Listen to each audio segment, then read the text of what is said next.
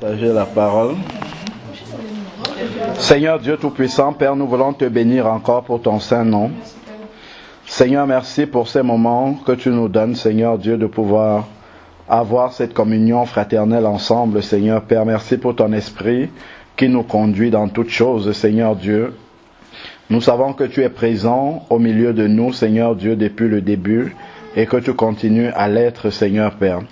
Maintenant que nous voulons nous pencher dans le Saint Livre, Seigneur Père, nous te prions que tu disposes de nos cœurs, Seigneur Dieu, et que ton esprit seul nous conduise dans tout ce que nous allons, Seigneur, pouvoir lire dans ta parole, et que toi-même tu viennes nous enseigner. Éternel, que ce soit toi qui répondes aux besoins de nos cœurs, et que tu nous conduises dans toute la vérité de ta parole. Parce que nous savons que ta parole dit que vous connaîtrez la vérité vous affranchira. Père, c'est cette parole-là qui nous donne la véritable liberté, Seigneur Père. Pas la liberté comme le monde la donne, mais une liberté qui vient de toi, Seigneur Dieu Tout-Puissant. Merci encore, Seigneur, de renverser toutes les barrières que nous avons, Seigneur Dieu, dans notre esprit, tous les raisonnements que nous avons. Seigneur, que tout cela, Seigneur, soit rendu captif à ton autorité, Seigneur Père, et que seul toi, tu nous enseignes maintenant, au nom de Jésus-Christ. Amen. Amen. Donc, commençons déjà par lire dans Acte 6, du verset 1 jusqu'au verset 4. Acte 6, verset 1 au verset 4. Il est dit, chez moi déjà, c'est intitulé Institution des diacres.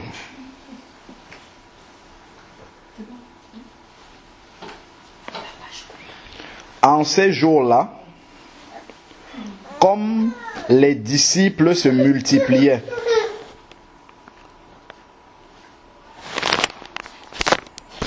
les hellénistes murmuraient contre les Hébreux. Donc, je vais déjà m'arrêter là pour expliquer les mots qui sont là.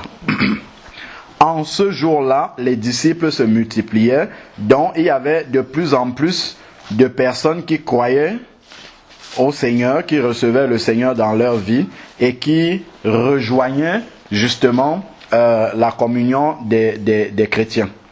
Donc le nombre se multipliait. Les hellénistes, en fait, il y avait deux catégories, si on veut, de chrétiens à ce moment-là, selon leurs origines. Dans ceux qu'on appelle les hellénistes, c'est ceux qui étaient d'origine grecque, ou bien c'est nous là, les païens, ceux qui ne sont pas issus dans la chair d'Abraham. Dans ceux-là, c'est ceux qu'on appelle les hellénistes. Et ensuite, il y avait les Hébreux, c'est-à-dire les Juifs qui avaient cru au Seigneur. Tous les apôtres étaient Juifs, déjà, pour commencer. Donc, effectivement, ici, la parole nous dit que les hellénistes, c'est-à-dire les chrétiens d'origine païenne, les chrétiens d'origine grecque, murmuraient contre les Hébreux. Donc, ils murmuraient contre les Hébreux. Pourquoi? Parce que leurs veuves étaient négligées. Donc, les veuves des hellénistes, les veuves d'origine grecque étaient négligées. Dans quel contexte? Dans le service quotidien. Donc, il y avait un service quotidien. Et dans ce service quotidien-là, on négligeait les veuves des hellénistes. Donc, déjà, au travers du mot veuve, on voit qu'il y avait des femmes. Il y avait des femmes. Donc, ce n'est pas par manque de femmes que tout ce qui va arriver par la suite va arriver. Il y avait des femmes. Et parmi les femmes, il y en avait qui étaient veuves. Alors, verset 2. Les 12 convoquaient alors la multitude des disciples. Donc, les 12 apôtres, on sait qu'il y avait 11 apôtres parce que Judas s'était suicidé. Et après, il y a Matthias qui a remplacé. Donc, les 12 apôtres ont convoqué la multitude par rapport à ce problème qui s'était posé. Alors, la multitude des disciples. Alors, donc, je reprends en verset 2. Les 12 convoquaient alors la multitude des disciples et dirent: il ne convient pas que nous délaissions la parole de Dieu pour servir aux tables. Point. On comprend déjà qu'à ce stade-ci, c'était les 12 apôtres qui servaient aux tables. Est-ce que vous vous rendez compte de ça? Vous voyez ce qu'on appelle apôtres maintenant. Vous voyez sur quel piédestal ils sont assis. Est-ce que vous les voyez en train de venir pour servir les gens comme ça aux tables? C'était les 12 qui servaient aux tables. Les apôtres, excepté Matthias, les apôtres, les disciples qui ont marché comme ça avec Jésus, qui ont touché Jésus, qui ont vécu avec Jésus, qui manifestaient toute la puissance de Dieu et tout, c'est eux qui servaient aux tables. Ça déjà, ça renverse tous nos raisonnements. Tous les raisonnements préconçus que nous avons là, ce sont les femmes, ce sont les nouveaux convertis qui doivent servir. C'est vraiment ceux qui n'ont aucun ministère. C'est ceux qui avaient le ministère le plus important. C'est eux qui servaient aux tables. La sagesse de Dieu et les principes du royaume de Dieu sont diamétralement opposés à ceux du monde. Ceux du monde, c'est le directeur qui croise les pieds et on le sert. Et ici, c'est ceux qui sont les apôtres qui servent aux tables. Ceux à qui Jésus a laissé l'institution de l'église, c'est eux qui viennent servir aux tables. Ça, déjà, ça nous apprend beaucoup de choses sur l'humilité. Et ça va directement en accord, en continuité avec ce que Jésus lui-même a fait dans Jean 13. On va voir tout à l'heure. Dans Jean 13, Jésus a montré un principe. Et les apôtres ont marché directement dans le principe que Jésus avait établi. C'est pour ça qu'ils se retrouvent en train de servir aux tables ici. C'est par révélation par rapport à ce que Jésus leur a montré, la manière dont Jésus a marché, c'est par révélation sur ce que Jésus accomplissait au milieu d'eux, que eux ils ont compris que ce ne sont pas les autres qui doivent servir, c'est nous qui devons servir aux tables. Amen. Continuons maintenant. Verset 3. Il dit, déjà au verset 2, ils ont dit, il ne convient pas que nous délaissions la parole de Dieu pour servir aux tables. Comprenons ensemble pourquoi est-ce qu'ils ont convoqué cette réunion-là. Ce n'était pas pour refuser le travail de service aux tables. Parce qu'on peut le faire aussi subtilement. On peut le faire, mais en réalité, on peut dire non, bon, prenez, faites-le. Mais en fait, dans le cœur, c'est parce qu'on ne veut pas le faire. C'est pas ça qui est ici là. C'est qu'il y avait un travail qui était plus important pour lequel ils avaient été appelés, à savoir la parole de Dieu. Et ils n'avaient pas suffisamment de temps pour se consacrer à la parole de Dieu. C'est pour cela qu'ils ont posé le problème. S'ils avaient tout le temps de se consacrer à la fois à la parole de Dieu et à la prière, et en même temps servir aux tables, ça ne les aurait pas embêtés, ils auraient continué. C'est parce que, regardons bien, verset 1, ça nous dit pourquoi est-ce que c'est arrivé. Verset 1, il nous est dit, comme les disciples se multipliaient.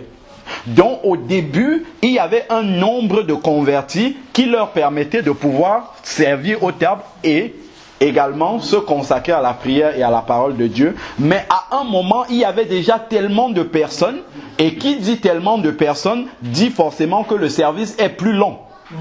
Donc ça demande plus de temps. Donc c'est pour ça que dans leur emploi du temps, ça devenait difficile de pouvoir passer le temps à servir tout ce monde-là qui s'était converti et en plus se consacrer à la parole de Dieu. Voilà pourquoi le problème s'est posé. Autrement, si le nombre de disciples était resté le même, ils auraient continué à servir aux tables sans aucun souci. Donc on comprend déjà que ce sont les circonstances justement du nombre de disciples qui se multipliaient, qui les a amenés à devoir faire un choix, à devoir poser un acte. Verset 3 maintenant. C'est pourquoi, frères, choisissez parmi vous 7 hommes. Et ils ne se sont pas trompés, hein. Ils n'ont pas dit, il y avait les femmes, puisqu'on nous dit qu'il y avait les veuves. Ils n'ont pas dit choisissez 7 femmes. Ils ont dit choisissez 7 hommes. Choisissez 7 hommes.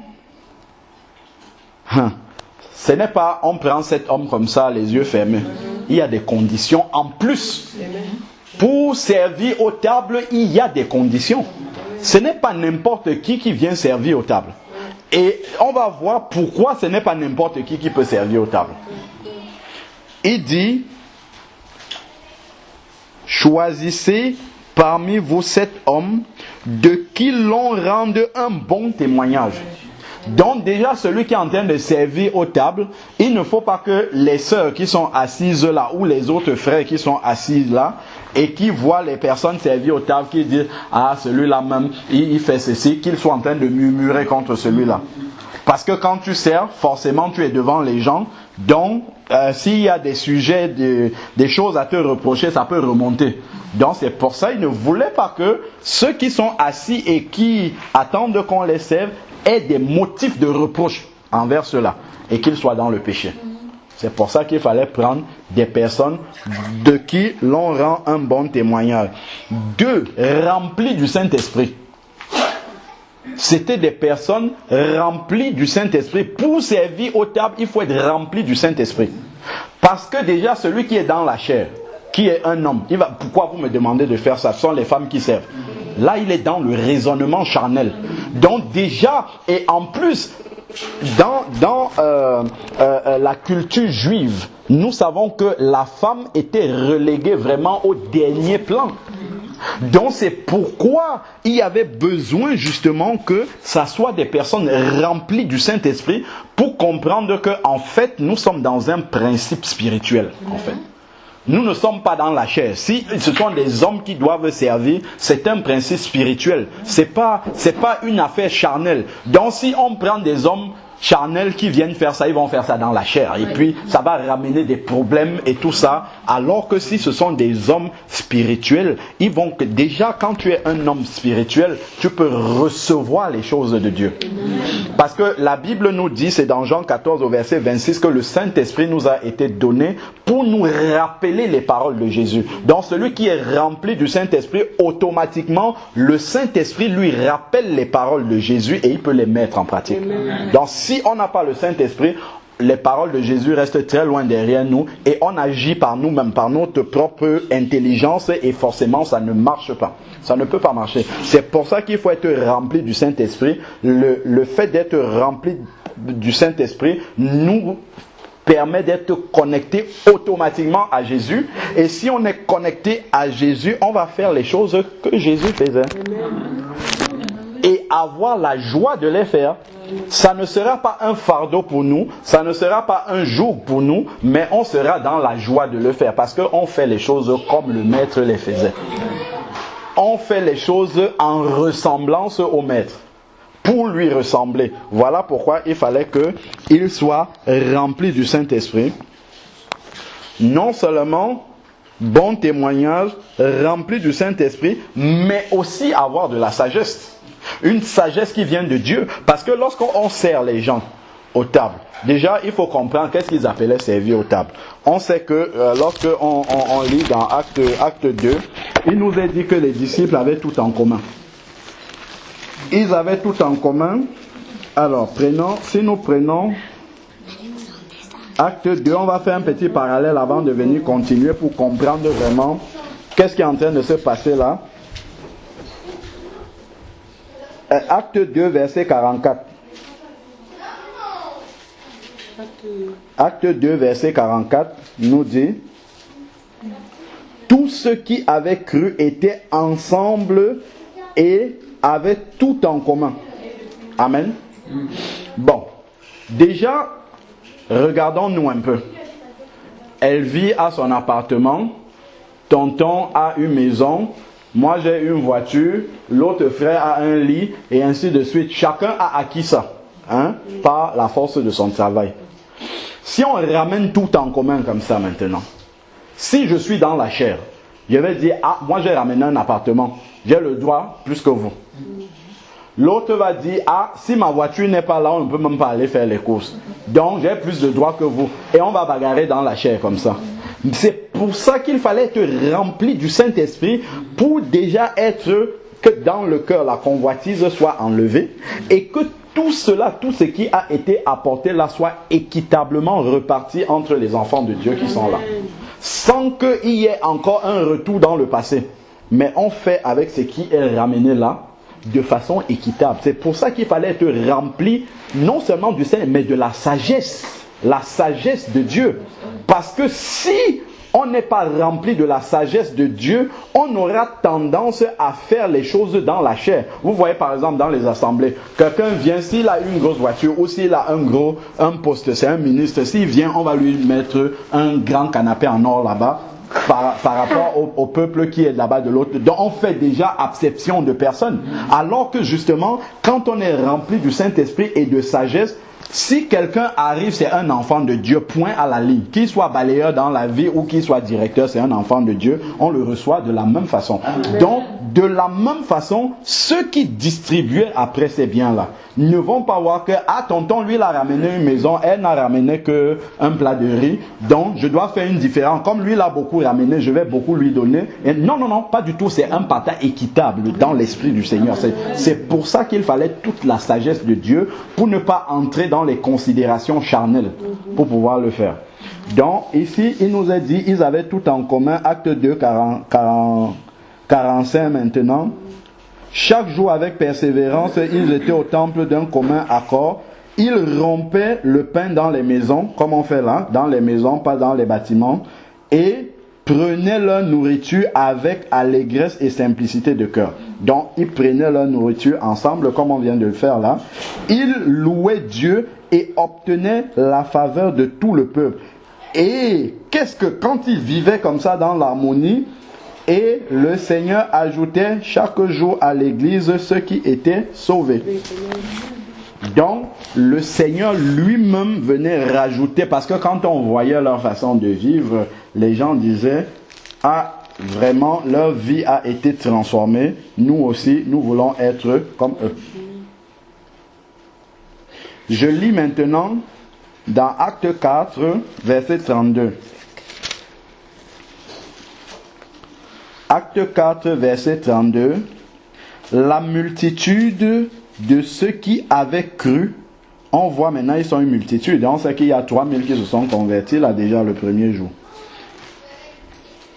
La multitude de ceux qui avaient cru n'était qu'un cœur, une âme. On ne peut pas être un cœur, une âme si on est dans la chair. Parce qu'on va toujours se croire plus important que les autres. On va croire, moi j'ai plus de dons que toi, donc je suis plus utile au corps que toi. Et ça c'est la chair. C'est pour ça qu'il faut être rempli du Saint-Esprit et de sagesse. Alors, regardez, qu'est-ce qui se passe là maintenant? Quand ils sont un seul cœur, une seule âme, nul ne disait que ces biens lui appartenaient en propre. Aïe, ça, peu importe ce que moi j'ai ramené, nul ne dit que ses biens lui appartiennent en propre. Donc une fois qu'il ramène son bien et met à la disposition de la multitude, ses yeux ne sont plus là-dessus. Il devient un membre comme tous les autres. Ce n'est pas parce qu'il a ramené ça qu'il est plus influent, plus important. Non, pas du tout, du tout. Il a fait ça pour l'utilité commune. Mais tout était commun entre eux. Verset 33 maintenant. Avec une grande puissance, les apôtres rendaient témoignage de la résurrection de Jésus et une grande grâce reposait sur eux tous. Donc on voit que lorsqu'ils vivaient dans cette harmonie-là, lorsqu'ils vivaient dans cette unité-là, c'est alors que la grâce du Seigneur est venue et a commencé à transformer les choses. C'est même dit une grande grâce. Et à cause de cette grande grâce qui les accompagnait, la puissance de Dieu était dans leur témoignage. C'est pour ça qu'un diacre pouvait aller en Samarie, acte 8, Philippe, il prêche l'évangile, les miracles, les prodiges commencent à s'accomplir. Parce qu'ils venaient d'un milieu où ils étaient tous un seul cœur, une seule âme, ils étaient une seule personne en fait. Voilà, conduit par le Seigneur. Et ils rendaient le témoignage de Jésus, de la résurrection de Jésus avec puissance. Verset 34. Car il n'y avait parmi eux aucun indigent. Qu'est-ce que ça veut dire? Ça veut dire que parmi eux, il n'y avait pas quelqu'un qui mendiait son pain. C'est-à-dire que si moi j'ai une grosse voiture et que je vois que mon frère va à pied, je vends la voiture là, j'achète une voiture plus petite. Et lui aussi, ça me donne l'occasion de pouvoir l'aider. Pour que lui aussi, on achète 2 petites voitures. Pourquoi ça marchait comme ça? Lorsque les païens les regardent, ils disent, il n'y a pas de pauvres au milieu d'eux. C'est pas maintenant, l'autre a une grosse voiture, l'autre vient à pied, et quand tu passes même sur la route, tu verses un peu d'eau sur lui, et tu es quand même... Vous allez quand même vous retrouver dans le même temple là-bas, et ça ne gêne personne. Non, c'était pas comme ça que eux, ils comprenaient, ils avançaient. Car il n'y avait pas d'indigents. Tous ceux qui possédaient des champs, des maisons, les vendaient et apportaient le prix de ce qu'ils avaient vendu et le déposaient aux pieds des apôtres et l'on distribuait à chacun selon... Voilà, vous avez vu, c'est ça là, c'est de ça dont on a besoin de la sagesse pour arriver à cela. On distribuait à chacun selon qu'il en avait besoin. Il fallait que ceux qui font la distribution aient la sagesse de Dieu pour distribuer selon les besoins de chacun et non selon les affinités avec les gens et non selon ce que la personne a apporté, mais vraiment dans un principe d'équité totale. Mais, il y a une chose à dire ici. Lorsqu'on voit ça, on dit, ah, c'est comme ça qu'on devrait faire. Mais pourquoi est-ce qu'on ne peut pas faire comme ça? Parce qu'il est dit ici ils étaient tous un cœur et une âme. Ça, c'est le principe de base. Tant qu'on n'est pas déjà mort à nous-mêmes, tant qu'on n'a pas déjà renoncé à notre personne d'avant, ça là, ça ne pourra être que des mots qui sont écrits dans la Bible. Parce que si toi tu viens dans cette disposition-là, et que moi je suis dans une autre disposition, ça ne pourra pas marcher. Ça ne pourra pas marcher comme ça. Ah, qu'est-ce que lui croit? Pourquoi lui il amène seulement peu et moi je dois tout amener? C'est comme ça les problèmes commencent. Et puis jamais ça ne va marcher, on va rester dans la chair. Donc c'est là qu'on doit comprendre que tout le monde doit avoir reçu le message de la même façon. Si on n'a pas reçu ce message-là dans notre cœur de la même façon et qu'on n'a pas tué notre moi de la même façon, ça ne peut pas marcher. Ça, je ne sais pas si c'est dans cette génération, c'est que le Seigneur va restaurer ça, ou dans la génération d'après. Mais peut-être nous, on va être les précurseurs, on va arriver jusqu'où on va pouvoir, peut-être la génération d'après, le Seigneur va faire mieux avec eux. Mais déjà, il faut faire tomber toutes les barrières là depuis ça a duré trop longtemps. Bon, revenons maintenant. On était en fait en train de parler dans acte 6. Donc là, on a expliqué pourquoi est-ce qu'il fallait de la sagesse. Et nous les chargerons, je suis en train de finir de lire le verset 3, et nous les chargerons de cet emploi, à savoir quoi? Servir aux tables. 7 hommes pour servir aux tables, avec des qualificatifs requis pour le faire. Verset 4, pour nous, nous persévérons dans la prière et le service de la parole. Donc voilà pourquoi il fallait qu'eux, ils se concentrent dessus. Bon. Si les gens sont dans la chair, quand ils vont écouter ça, ils vont dire, ah, les apôtres, là, ils croient même que quoi, maintenant, ils ne veulent plus servir aux tables, ils veulent seulement laisser ce travail-là, parce que, bon, ils veulent prendre les honneurs et tout ça. Regardons ce que le peuple dit. Verset 5, ce discours plut à toute la multitude. Ils élurent Étienne, c'est un homme plein de foi et d'Esprit Saint. Philippe, Prochor, Nicanor, il y avait Nicanor, hein? Simon, Parménas et Nicolas, prosélyte d'Antioche. Il les présentait aux apôtres. Qu'est-ce que les apôtres ont fait? Ils ont prié pour eux. Mais c'est un travail qui est le travail le plus banalisé, servir aux tables. On va dire, oh, si toi tu n'as rien à faire dans l'assemblée, c'est aux tables. Non, c'est un travail pour lequel, mais il fallait vraiment toute l'attention. Non seulement on a choisi avec des critères spirituels, pas charnels. C'est pas que, ah, je m'entends bien avec tonton Nicanor, bon, ok, je vais choisir ton nom. Il fallait que celui que je choisisse respecte les critères qui ont été donnés. Bon témoignage, rempli d'esprit et de sagesse. Et on nous dit bien ici que Étienne remplissait les conditions et les autres aussi. Et qu'est-ce qui s'est passé au verset 6? Il les présentait aux apôtres qui, après avoir prié, leur imposaient même les mains. Ils ont prié pour eux, ils les ont imposé les mains pour servir aux tables. Ça, c'est extraordinaire quand même, hein, de voir toute l'importance que les apôtres accordaient à servir aux tables. Un travail qu'on peut banaliser. Parce que dans le service aux tables, dans la répartition des biens, si on ouvre la porte à Satan là-dedans, il s'introduit dans l'église.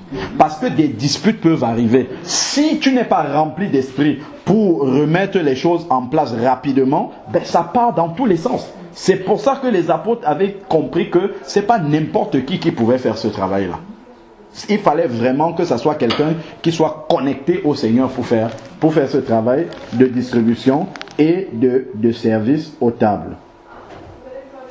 Donc on leur a imposé les mains. Et verset 7, la parole de Dieu se répandait et le nombre de disciples se multipliait beaucoup à Jérusalem. Et j'aime la fin de ce verset-ci. Une grande foule de sacrificateurs obéissaient à la foi. Amen. Gloire à Dieu. Même les sacrificateurs qui étaient dans le temple là-bas, les juifs les plus fervents, on nous dit un grand nombre parmi eux obéissaient à la foi. Donc ils ont reçu le Seigneur Jésus. Les sacrificateurs, ceux-là même qui ont donné l'ordre de crucifier Jésus et ainsi de suite, ils ont reçu la parole de Dieu. Mais regardons l'enchaînement pour qu'ils reçoivent cette parole-là. Il y a d'abord eu tout un travail de transformation dans la vie des disciples, qu'ils se mettent en ordre, qu'ils respectent justement ce que les apôtres ont décidé, que cette personne, cet homme puisse servir aux tables. Et on a respecté les critères pour choisir ces hommes-là. Et effectivement, ceux qui ont été choisis respectaient ces critères. Les apôtres ont imposé les mains, ils ont prié pour eux, ils ont commencé le service. Et ça a touché les sacrificateurs qui étaient à côté. Ils ont vu que nous sommes dans la religion. Eux, ils ont quelque chose de plus que nous. Nous appelons les sacrificateurs. Nous sommes les rabbis, nous portons les grands châles et tout ça. Tout le monde nous dit en route, rabbi et tout. Mais eux, ils ont une autre vérité. Et ils ont la vérité. Mais ils ont reconnu que ceux-là, ils ont la vérité. Amen. Et eux-mêmes, ils sont venus et ils ont cru au Seigneur Jésus. Bon. Maintenant, quand on voit ça, on dit, mais servir aux tables, tout ça là, c'est quoi même? C'est pourquoi autant d'importance? Pourquoi est-ce que on prie sur les gens qui vont servir aux tables? Qu'est-ce que ça veut dire? Pourquoi on prend tant de temps? Allons dans Matthieu 25, vous allez voir quelque chose. Prenons déjà, avant même d'aller dans Matthieu 25, pour expliquer, on va voir ce que Jésus lui-même il a fait dans Jean 3, dans Jean 13, autant pour moi. Jean 13.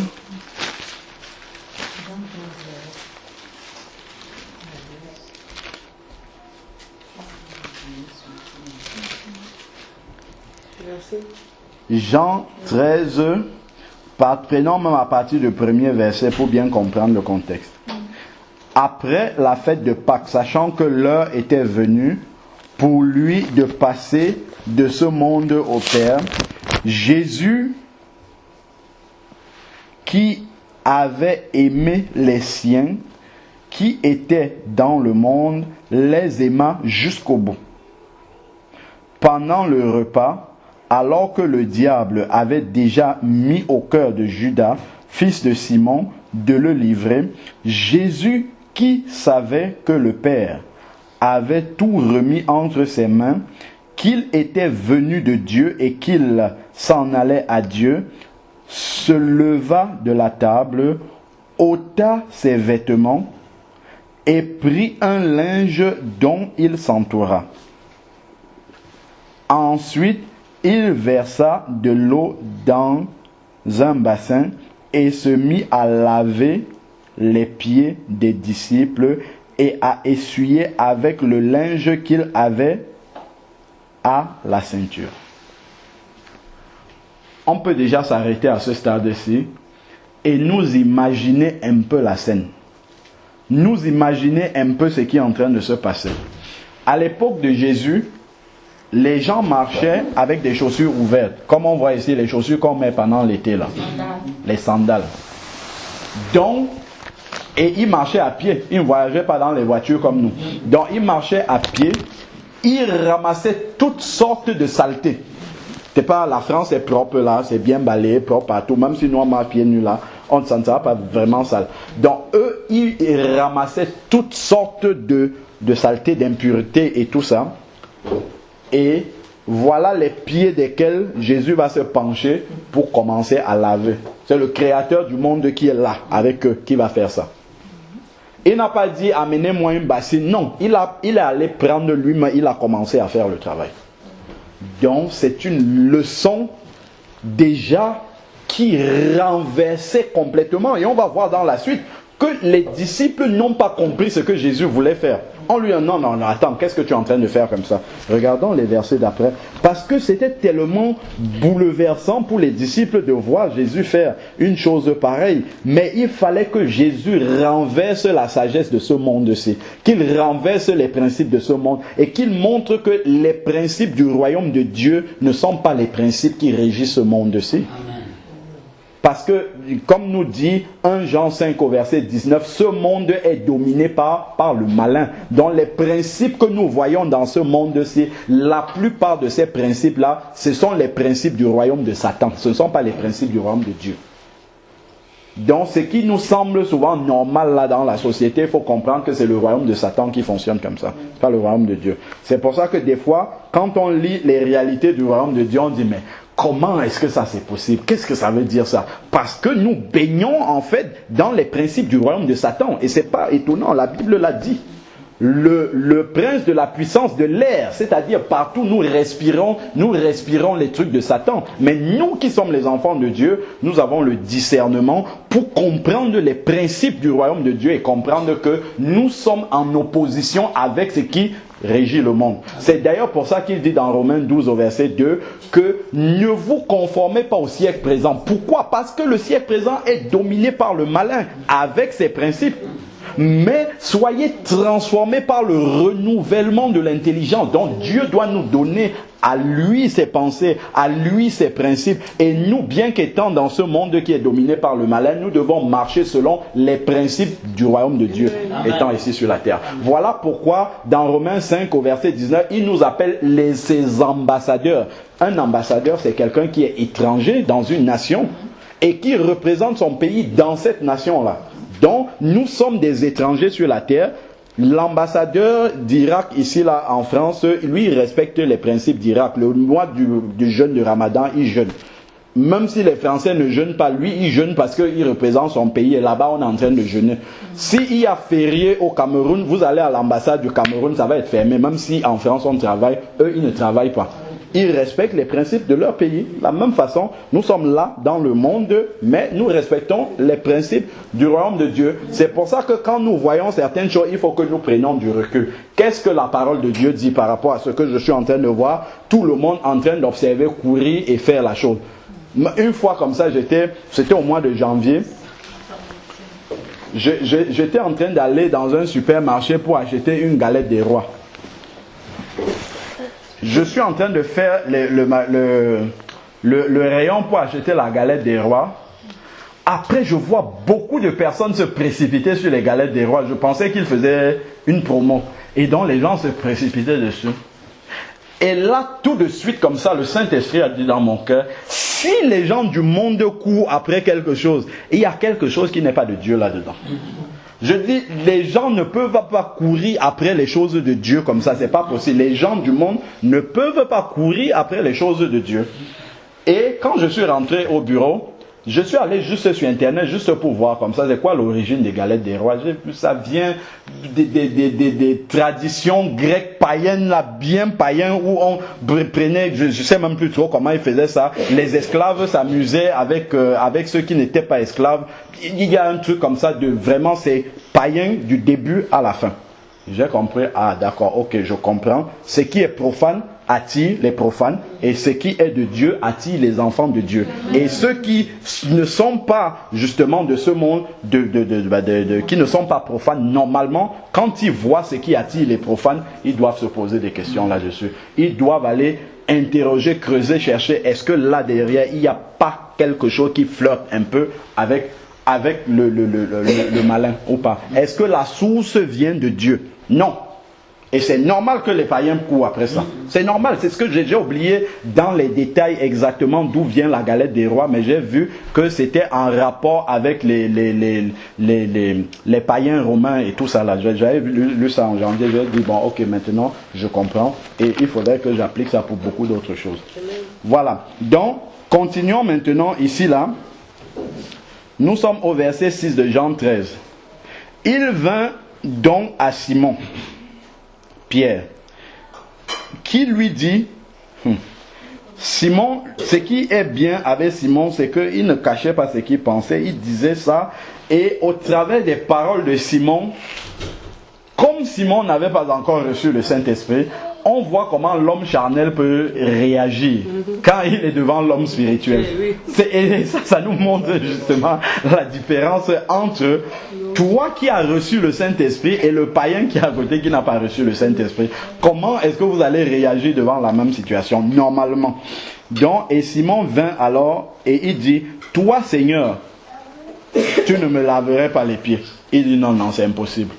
Ce que tu es en train de faire là, c'est pas possible. Verset 7, Jésus lui répondit, ce que je fais, tu ne le sais pas maintenant. Voilà. Donc, il lui dit déjà que ce que je suis en train de faire, tu ne le sais pas maintenant. Pourquoi Simon ne peut pas le savoir maintenant? Parce qu'il n'a pas le Saint-Esprit.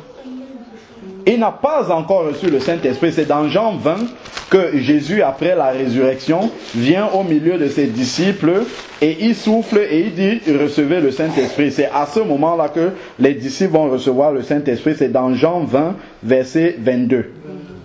Après ces paroles, il souffla sur eux et il dit, recevez le Saint-Esprit. Donc, Pierre n'était pas encore capable de le comprendre. Et Jésus lui dit, tu ne peux pas comprendre cela maintenant. Mais tu le comprendras dans la suite. Pierre faisait partie des 12 apôtres qui sont dans Acte 6, que nous sommes en train de lire. Il lui dit, tu comprendras dans la suite. Et nous savons que c'est le Saint-Esprit qui rappelle les paroles de Jésus. Tu comprendras dans la suite. Alors, prenons maintenant verset 8. Pierre lui dit, non, jamais tu ne me laveras les pieds. Jésus lui répondit, si je ne te lave, tu n'as point de part avec moi. Donc en plus, tu dois accepter que Jésus te lave les pieds. Sinon, tu n'as point de part avec moi. Simon Pierre lui dit, Seigneur, non seulement les pieds, mais encore les mains et la tête. Là, maintenant, il a compris. Il a commencé à comprendre. Ah, mais si, c'est que je n'accepte pas qu'il me lave les pieds, je ne serai pas avec lui. Ne me lave pas seulement, lave tout, parce que tout a besoin d'être purifié. Là, maintenant, il comprend. Il dit que non, c'est pas seulement mes pieds qui sont sales. Tout le reste est sale. Tout. Lave tout. Lave tout. Lave tout. Et ça c'est impressionnant, ça. Verset 10, Jésus lui dit, celui qui s'est baigné n'a pas besoin de se laver, sauf les pieds. Mais il est entièrement pur. Et vous êtes purs, non pas tous. Ah, pourquoi il dit non pas tous? Ah, très bien. Voilà, ok. Et non pas tous, il y a Judas. Il connaissait en effet celui qui le livrait. C'est pourquoi il dit, vous n'êtes pas tous purs. Après avoir lavé les pieds et avoir repris ses vêtements, il se remit à table et leur dit, maintenant il commence à expliquer. Quand il lave les pieds, à vérifier, je pense que Judas est encore là. Donc il lave les pieds aussi à Judas. Ça. C'est pas la même. Je pense que comme elle dit, elle ne comprend pas la même version. Peut-être parce qu'elle regarde, elle se demande, mais peut-être ça dit autre chose là-bas et ça dit autre chose. C'est peut-être les paroles, les versets peuvent un peu. Les mots peuvent être un peu différents, mais le sens est le même. Le sens reste le même. C'est ce que parce que je voyais regarder. Voilà. Donc maintenant, Jésus a fait quelque chose pratiquement et il leur demande, comprenez-vous ce que je vous ai fait? Voilà où ces principes-là commencent ici, là. Est-ce que vous comprenez? C'est le maître qui est là et c'est lui qui vient de vous laver les pieds. Est-ce que vous comprenez ça? Verset 13. Vous m'appelez le maître et le Seigneur. Et vous dites bien. Vous voyez? Vous m'appelez le chef. Vous dites que c'est moi le responsable de la famille. Et vous dites bien parce que la parole de Dieu dit que c'est moi qui suis effectivement le responsable de la famille. Ça, je transpose maintenant, par exemple, dans un couple ou dans l'assemblée où les frères ont un certain rôle à jouer. Donc, on fait bien de dire parce que c'est le Seigneur qui l'a dit. Et vous dites bien, car je le suis. Si donc, je vous ai lavé les pieds, moi le Seigneur et le Maître, vous aussi, vous devez vous laver les pieds les uns les autres. Ça, c'est un principe spirituel qui, même de temps en temps, on doit pouvoir le faire pratiquement aussi. Conduit par le Saint-Esprit, on doit pouvoir être amené à laver les pieds les uns des autres physiquement. Sans que ça ne soit un principe qu'on dit on va le faire chaque fois qu'on prend la scène. Non, mais conduit par le Saint-Esprit, on peut être amené à le faire physiquement, pratiquement. Et cela a une très grande signification. Mais le principe de base, c'est qu'il faudrait que le cœur soit en accord avec ce que nous sommes en train de faire pratiquement. Que le cœur ne soit pas en train de murmurer contre celui dont je lave les pieds. Il ne faudrait pas que ça soit un joug, mais je suis en train de m'identifier à mon Seigneur qui lave les pieds de ses disciples. Donc je le fais parce que je veux ressembler au Seigneur. Là, ça prend toute sa signification sur le plan spirituel. Continuons. Verset 15. Car je vous ai donné un exemple, afin que vous aussi vous fassiez comme moi je vous ai fait. Point. Ça, c'est très important. Je vous ai donné un exemple, afin que vous aussi vous fassiez comme moi je vous ai fait. Voilà pourquoi on comprend que dans Acte 6, les apôtres, c'est eux qui servaient aux tables et ils n'étaient pas gênés parce qu'ils avaient reçu l'enseignement de Jésus par rapport à cela. Et lorsque le Saint-Esprit est venu, le Saint-Esprit les a encore enseignés davantage, éclairés sur ce que Jésus leur avait fait en leur lavant les pieds. Je veux quand même lire ce verset que je ne fais que citer depuis là. Il faut qu'on le lise. Je tournais juste une page, c'est dans Jean 14, verset 26.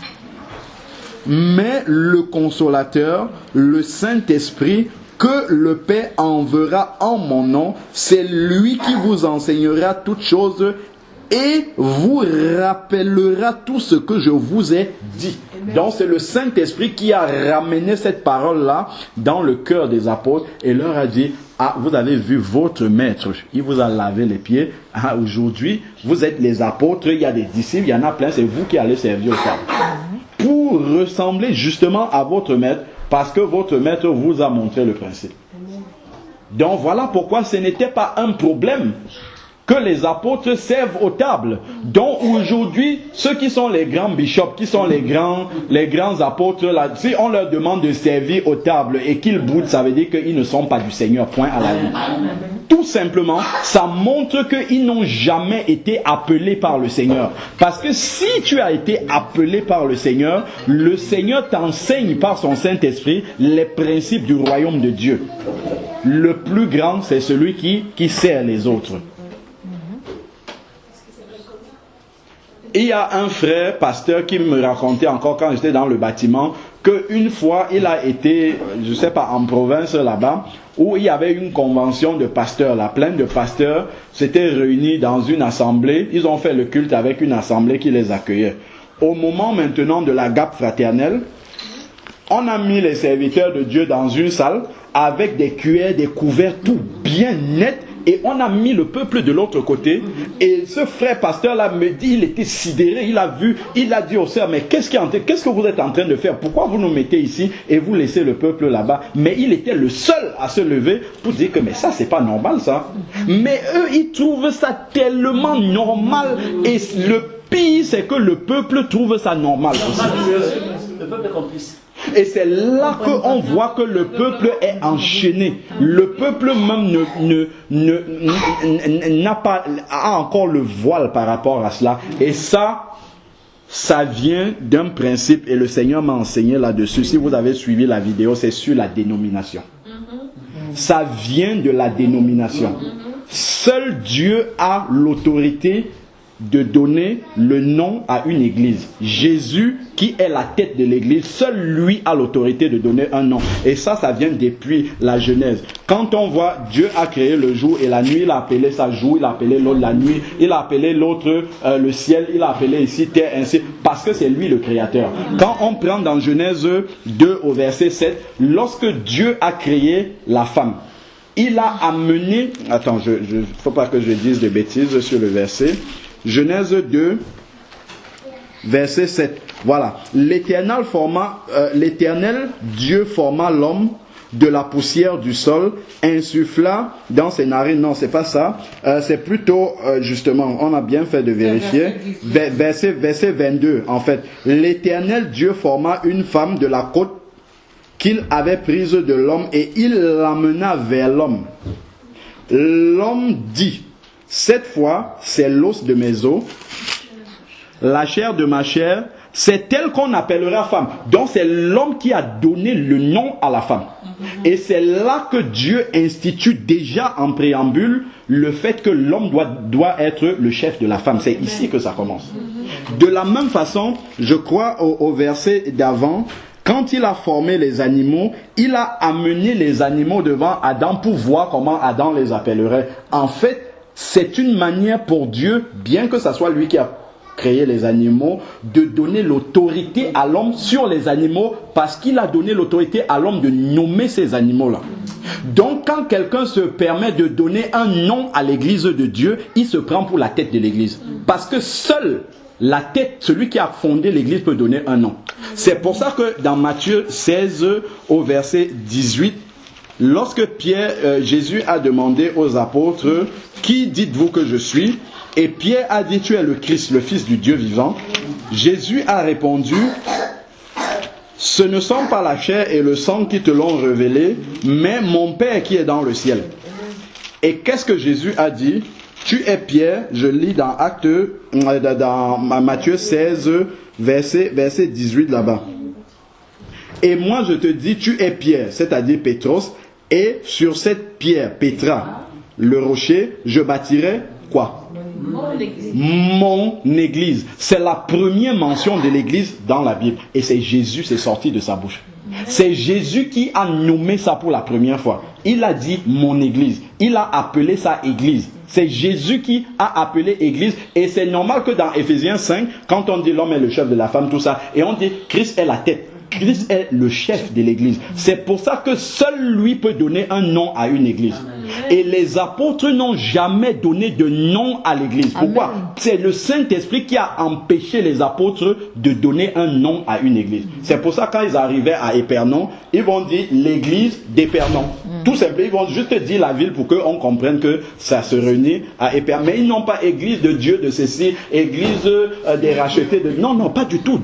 Pourquoi ils n'ont pas? Parce que le Saint-Esprit, c'est un principe spirituel. Tu ne peux pas donner le nom à quelqu'un. Si tu donnes le nom à une chose, c'est que tu es le chef de cette chose-là. C'est que c'est toi, voilà. Donc c'est normal que le peuple soit complice, parce que quand tu acceptes l'animal que Dieu a conduit vers Adam. Bon, l'animal c'était indépendant de sa volonté. L'animal est venu se placer et Adam lui a donné un nom. Ça veut dire que l'animal accepte d'être sous l'autorité d'Adam, que Adam domine sur lui. Donc toi le chrétien qui va te mettre dans une dénomination, tu acceptes que celui qui a créé cette dénomination, c'est même un bon lapsus, celui qui a créé cette dénomination domine sur toi. Tu as accepté ça, c'est normal. Parce que tu te reconnais comme appartenant à sa dénomination. Donc il doit dominer sur toi. C'est un principe spirituel. C'est pour ça qu'ils ont les yeux fermés. Ils voient ces choses-là, mais ils ne peuvent pas parler. C'est quand tu vas sortir de la dénomination, quand tu seras à l'extérieur, Dieu va te dire, regarde ça. Ce que tu as accepté là, ce n'est pas la vérité. C'est pas étonnant. Tu vois même les vrais enfants de Dieu qui ont les yeux spirituels ouverts. Il y a certaines choses dans les assemblées. Tu leur montres ça, c'est comme s'ils ne voyaient pas. Tu leur dis, regarde, est-ce que toi, quand tu lis ta Bible, c'est ça qui est pratiqué là? Il te dit, ah bon, c'est comme ça, et c'est tout. C'est tout simple comme ça pour lui. C'est parce qu'il est sous cette domination-là. Il faut qu'il sorte d'abord. Quand il va sortir, ses yeux vont s'ouvrir. Là, il va commencer à dire, ça là, c'est pas ce qui est dans la Bible. Donc, c'est normal que justement, ces apôtres-là puissent dire qu'ils ne servent pas les gens. Ils ne peuvent même pas imaginer qu'ils doivent servir aux tables. Les apôtres modernes, j'entends par là. Et j'étais en train de dire que si justement on leur montre cette parole-ci et qu'ils refusent de la mettre en pratique, c'est qu'ils n'ont pas vraiment reçu leur mission de Dieu. Parce que s'ils ont reçu leur mission de Dieu, Dieu va par le Saint-Esprit, rappeler les paroles de Jésus. Le Jean 13 aussi, ce sont des paroles de Jésus. Donc, le Saint-Esprit va leur dire, attention, Jésus, lui, lavait les pieds des apôtres. Il est venu pour servir et non pour être servi. Amen. Et ils vont prendre ça, ils vont dire, ah oui, c'est vrai, il faut que je me mette vraiment au service des brebis et pas que les brebis soient à mon service. Amen. Bon, Jésus continue, je suis dans Jean 13, verset 16. En vérité,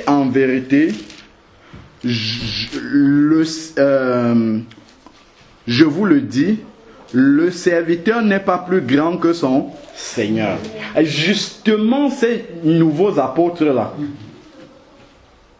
que tout le monde sait, dont on porte les Bibles pour venir poser pour qu'ils prêchent là-dessus, dont on coupe pour mettre les micros parce que c'est eux qui doivent venir parler, on prépare l'estrade.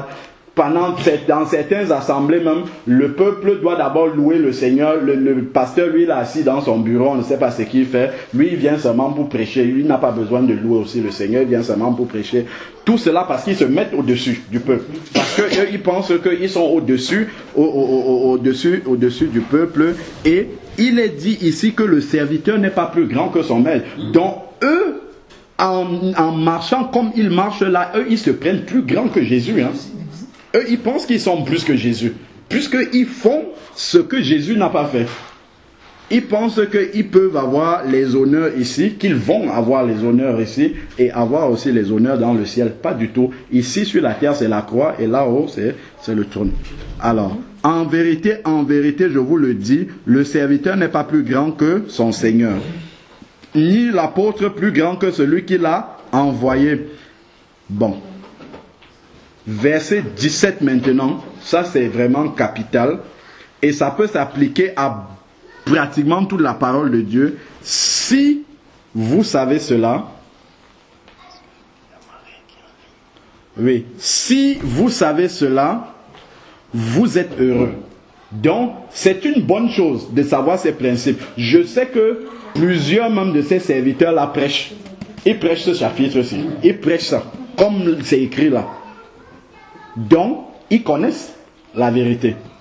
Pourquoi? Parce que c'est dans la Bible, ils ne peuvent pas renier que c'est ça que Jésus a fait. Donc, ils vont enseigner ça, mais ils vont enseigner ça comme si ce sont les brebis qui doivent appliquer ça dans leur vie. Mais eux, ils ne sont pas concernés par ça. Ils ne sont pas concernés. Et voilà donc le verset qui s'adresse justement à ces personnes-là. Jésus dit, si vous savez cela, vous êtes heureux. Mais, il a mis une condition, pourvu que vous le mettiez en pratique. C'est une chose de connaître des principes, là je peux même généraliser, c'est une chose de connaître les principes de la parole de Dieu, mais si on ne les met pas en pratique, ça ne sert à rien du tout. On peut être rempli de toute la connaissance, farci de connaissance de la parole de Dieu, mais Dieu ne retiendra pour notre compte que ce que nous avons mis en pratique. Je peux connaître de Genèse 1 jusqu'à Apocalypse 22 là-bas. Dieu ne va pas me demander qu'est-ce qui est écrit dans ma parole, il va dire qu'est-ce que tu as mis en pratique. C'est tout. Lui, il veut savoir la portion de la Bible que Dieu suppose que je connaisse, c'est celle que j'ai mis en pratique. Tout ce que je connais en dehors là, que je n'ai jamais pratiqué, pour lui, c'est comme si ça n'existe pas. Et on voit qu'on peut se retrouver avec beaucoup de choses qu'on a fait, mais sans rien du tout devant le Seigneur. Verset 18, ce n'est pas vous tous, ce n'est pas de vous tous que je le dis, je connais ce que j'ai choisi, mais il faut que l'écriture s'accomplisse, celui qui mange le pain, bon, ainsi de suite. Bon, on a compris le principe. Maintenant, donc, les apôtres ne sont pas en train d'appliquer ça de façon anodine. En fait, ils ont reçu déjà un enseignement du Seigneur que le Saint-Esprit a confirmé, et c'est ça que nous sommes en train de voir là-bas dans Acte 6. Prenons maintenant, pour comprendre ce que j'étais en train de dire, pourquoi il y avait autant de soins que les apôtres apportaient à ceux qui devaient servir aux tables, en priant pour eux, en leur imposant les mains, en demandant que ça soit des personnes dont on rend un bon témoignage rempli du Saint-Esprit et de sagesse. Pourquoi il y avait autant de précautions? Allons maintenant dans Matthieu 25, on va voir l'explication là-dedans.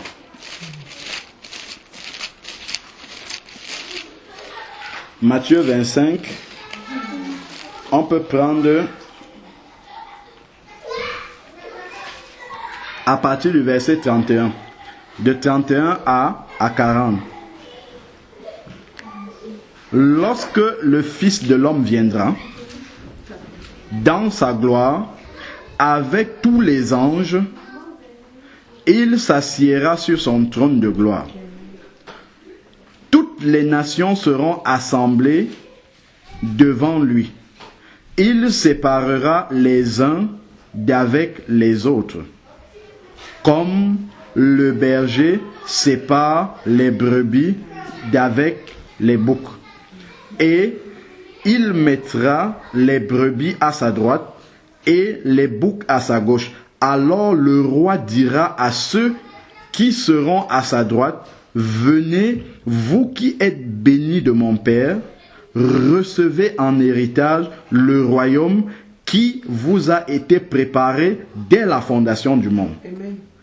Car, regardons donc, voilà maintenant là où Jésus commence à expliquer. Car j'ai eu faim et vous m'avez donné à manger, j'ai eu soif et vous m'avez donné à boire, j'étais étranger et vous m'avez recueilli, nu et vous m'avez vêtu, j'étais malade et vous m'avez visité, j'étais en prison et vous êtes venus me voir. Alors les justes lui répondront, Seigneur, quand t'avons-nous vu avoir faim et t'avons-nous donné à manger? Ou avoir soif et t'avons-nous donné à boire? Quand t'avons-nous vu étranger et t'avons-nous recueilli? Ou nu et t'avons-nous vêtu? Quand t'avons-nous vu malade ou en prison et sommes-nous allés vers toi? Verset 40. Le roi leur répondra en vérité, je vous le dis, et ça c'est la phrase clé qui explique tout ce qu'on a vu dans Acte 6. Dans la mesure où vous avez fait cela à l'un de ces plus petits de mes frères, c'est à moi que vous l'avez fait. Amen. Amen. Donc servir aux tables comme ça, quand les apôtres servent le peuple aux tables, c'est Jésus qu'ils sont en train de servir. Amen. C'est ça le principe ici. C'est qu'ils sont directement en train de servir Jésus parce que ceux qu'ils sont en train de servir sont ces plus petits là dont il parle. Des frères de Jésus. On a chanté tout à l'heure ce sublime mystère qu'on nous appelle maintenant les frères du Seigneur, les co-héritiers.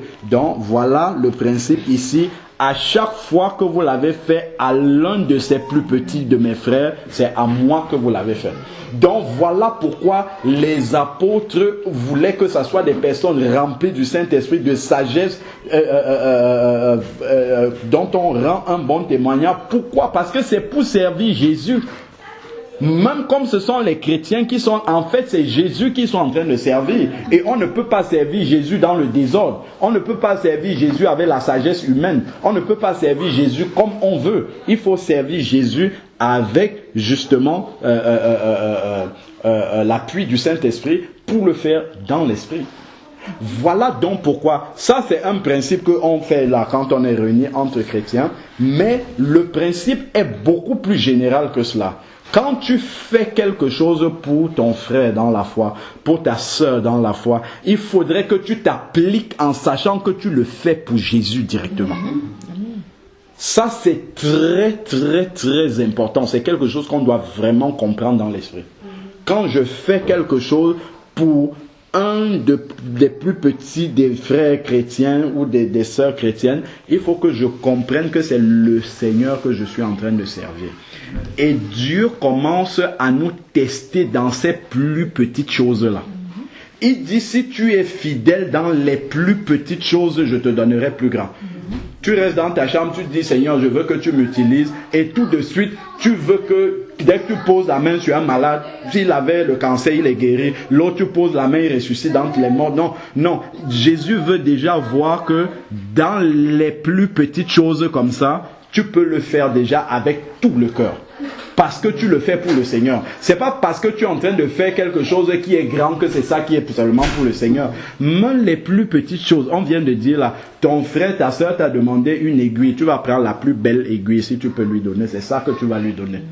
Parce que tu sais que ça, ce que je donne là, en fait, ce n'est pas à elle que je donne, c'est au Seigneur que je suis en train de donner cette chose. Et quand le Seigneur va voir que, on lui demande de faire une petite chose comme ça, mais il s'applique tellement, il fait ça avec tout son cœur, il fait ça vraiment comme s'il le faisait pour moi, parce qu'il a compris ma parole qu'en réalité, c'est à moi qu'il est en train de le faire. Parce que ces personnes-là qu'il servent ont l'Esprit de Dieu en eux.